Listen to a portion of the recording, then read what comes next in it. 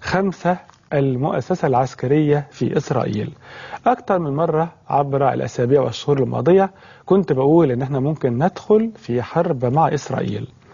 البعض بيبعت رسائل أو بيعلق على فيسبوك فبيقول إن أنت كده بتحاول تخوفنا من إسرائيل، وكما لو كنت بتقول إنه الجيش يعني بتساعد الجيش في الوضع الحالي القائم في مصر. أولا كأن الجيش جيش الدفاع الإسرائيلي، وكأن الدفاع عن الجيش المصري أصبح مدانا. لكن مش ده موضوعنا، أنا بس عايز أنبه السادة المشاهدين اللي بعتوا رسائل أو كتبوا على فيسبوك، والسادة الكتاب اللي علقوا على ما قلت في مقالات مختلفة، إن حضراتكم لازم تعرفوا إن ممكن ندخل حرب مع إسرائيل. ومحدش يقول لي إن إسرائيل في الظرف ده مش ممكن تخش حرب علشان في ثورة. كلام مش مظبوط. محدش يقول إسرائيل مش ممكن تحاربنا علشان كلنا هنتجمع ونبقى ضدها. برضو كلام مش مظبوط. محدش يقول إن إسرائيل مش ممكن تحارب علشان أمريكا هتمنعها من ذلك. الكلام ده كلام معقول، لكن مش الكلام الصائب تماما. 5 يونيو 67 حسبناها كده. معانا الأسطول السوفيتي اللي هيبطط الأسطول أو هيبطط الأمريكان والإسرائيليين. إحنا معانا أقوى سلاح.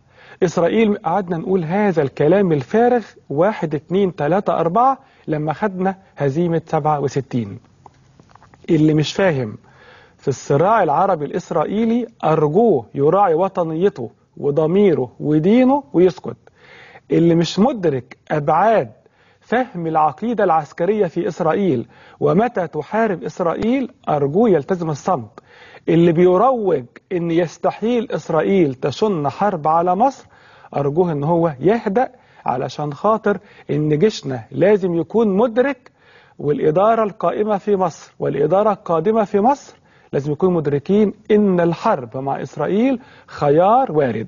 نحن لا ندفع للحرب، وإننا بنقول الشخص الحكيم يدرك أن الحرب واردة، كما أن السلام يحتمل أن يبقى قائما.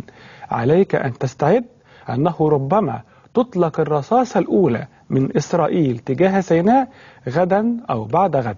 هكذا يقول الفكر الاستراتيجي.